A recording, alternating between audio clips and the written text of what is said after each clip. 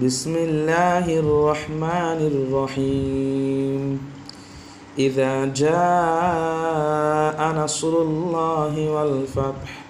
ورأيت الناس يدخلون في دين الله أفواجا فسبح بحمد ربك واستغفره إنه كان توابا بسم الله الرحمن الرحيم إذا جاء نصر الله والفتح ورأيت الناس يدخلون في دين الله أفواجا فسبح بحمد ربك واستغفره إنه كان توابا